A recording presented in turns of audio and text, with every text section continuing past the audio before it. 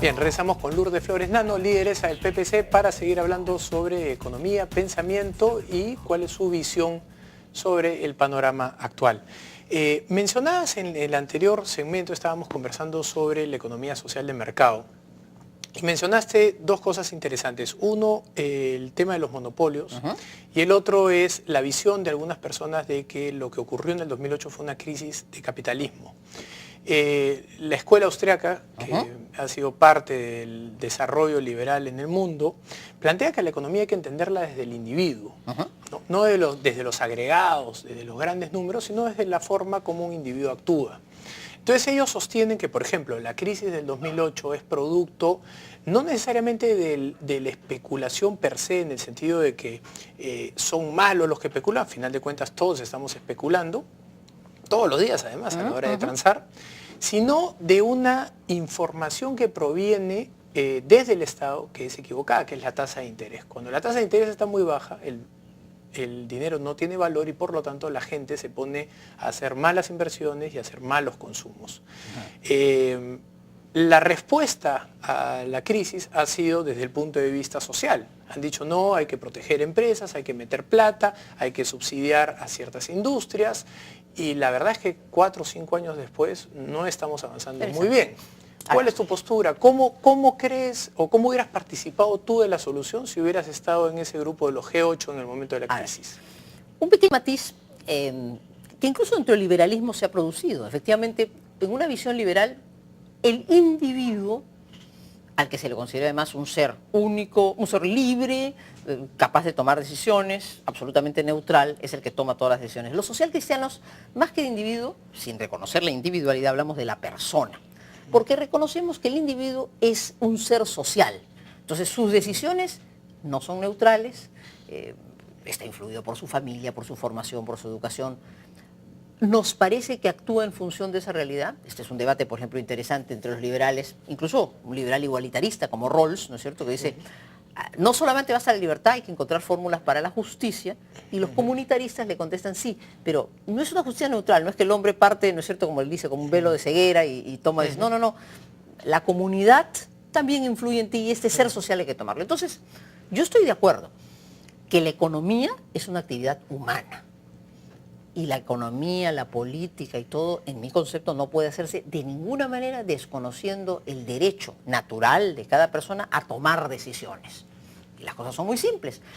Si a mí me imponen determinadas cosas y en el mercado solo encuentro algo, no ejerzo mi libertad porque no tengo posibilidad de elegir. La virtud del mercado es que me permite elegir. Así es que el primer punto de partida, en eso hay una común relación entre el liberalismo y los socialcristianos que creemos que el ser humano y su libertad deben ser defendidos. Nosotros pensamos que, sin embargo, hay unos valores que deben jugar y que cuando no se han dado, está bien que la justicia o el Estado los corrija. Ahora, en esta crisis mundial es verdad que ha habido una oferta, ¿no es cierto?, un sistema financiero que ha querido ganar al máximo y seres humanos que movidos por ese poco de egoísmo o de angurria o de deseo de crecimiento que hay de todos nosotros, podemos no siempre tener límites.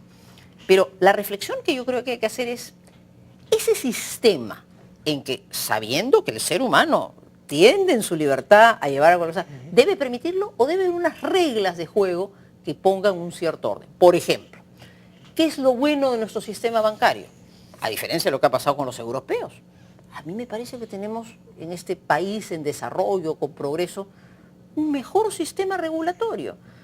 Se ha abierto el crédito, pero también los bancos tienen ciertas reglas y un buen sistema regulatorio dice, usted señor, mida usted a quién le presta, usted no puede comprometer más allá de sus posibilidades, o sea, ciertos límites que a la larga son una garantía frente a ese derecho insaciable que debemos tener. No me gusta, en cambio, por ejemplo, la forma como las tarjetas de crédito a veces de una manera tan irresponsable entregan créditos sin controles y yo tengo miedo de ese tipo de cosas. O sea, ¿No será que más que el sistema regulatorio peruano sea bueno o malo, que al final de cuentas es copia de lo que hacen afuera, no será que en el Perú no tenemos la capacidad de innovar financieramente hablando? O sea, todos estos vehículos financieros que desataron la crisis, los CDS, los swaps, los CDOs y todo eso, requieren pues de una infraestructura financiera extremadamente compleja.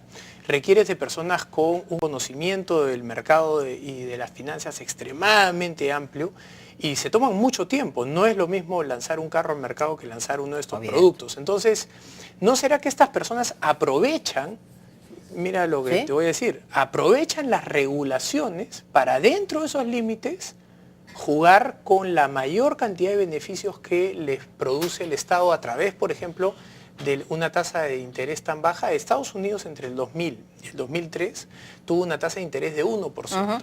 Entonces, frente a 1% del valor del dinero, si tú tienes que comprarte un carro, ¿qué haces?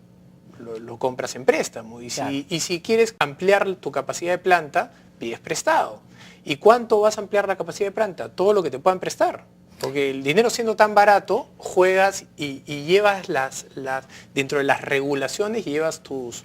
Yo creo que tú pusiste hace un instante en la pregunta un elemento que es central, que si hubiera una conducta económica de querer ganar, pero ética, y por eso fíjate que estoy varias veces insistiendo en que lo que la economía social del mercado también dice es, hay un comportamiento que tiene que nacer en valores.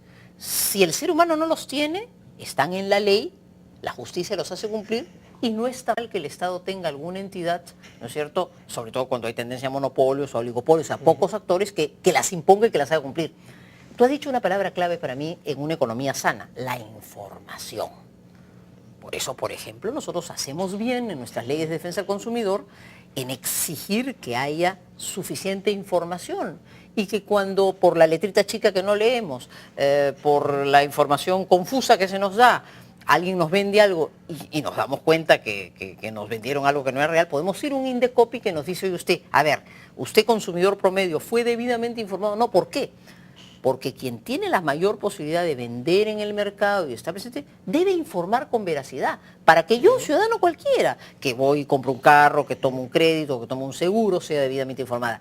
Esas son tareas que cuando no se ejercen responsablemente por los agentes económicos, nos parece el Estado debe cumplir esa tarea y brindarlas.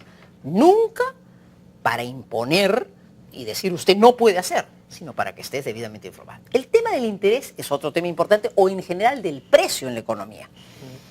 Yo en eso creo, en una tesis ¿Por qué del la mercado. tasa de interés, por ejemplo, no es libre?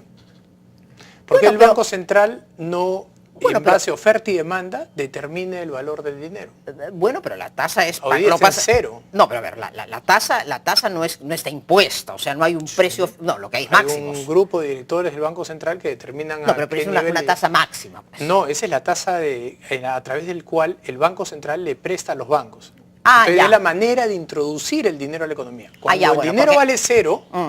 En principio, por ejemplo, es que, ¿sabes qué pasa? Que yo estaría de acuerdo no es una tasa impuesta si es que la evidencia estuviera a favor de la regulación. Pero, por ejemplo, en el 2008 quiebran la gran mayoría de bancos y otros sectores por la quiebra de los bancos. Entonces, sale el Estado y dice, tenemos que salvar a la industria automotriz. Pacatán, no sé cuántos trillones de dólares a la industria automotriz. Y hay que salvar al banco tal porque si no la economía cae. Es la 18ª vez que lo salvan. Han salvado a los automotrices, han salvado a los bancos. Los bancos se han quedado con el dinero, no le están prestando. Mira, o sea, yo lo que tengo miedo es que caigamos en el juego de estos mercantilistas o en el proteccionismo, que se escudan en el supuesto fin social. No pueden quebrar los bancos porque si no las personas se quedan con su dinero.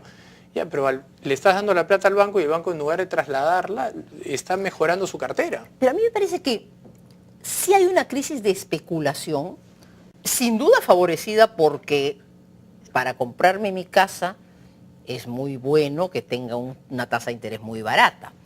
Pero creo que la dosis de especulación es cuando, o se produce cuando en el mercado secundario, en el mercado terciario. Personas que tenían 4 o 5 casas, exacto, claro. Pero no solo eso, sino que además como el mercado les quería soltar el dinero, entonces resultaba que tu casa, te decían, no vale 100. Tranquilo, tu casa vale 300. Y la realidad es que ese era un precio inflado. Y entonces, claro, yo ciudadano de clase media, que me gustaba comprarme mi casa, que después la vendía, me compraba todo, iba viviendo en una economía de burbuja, eso se llama la burbuja ficticia. Eso yo creo que un Estado serio tiene que impedirlo. ¿Tú sabes quién fue el economista que propuso la burbuja inmobiliaria? ¿No?